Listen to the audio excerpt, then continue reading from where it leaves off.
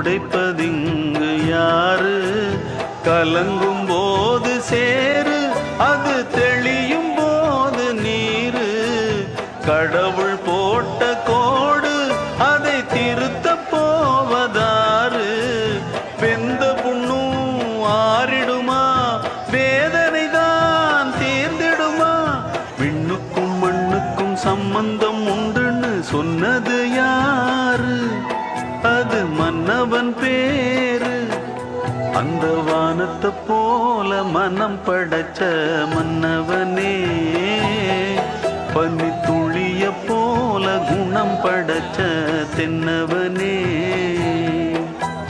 மஞ்சளிலே ஒரு நூல் எடுத்து, விண்ணுக்கும் மண்ணுக்கும் சம்பந்தம் உண்டுன்னு சொன்னது யாரு? அது மன்னவன் பேரு. அந்த வானத்தை போல மனம்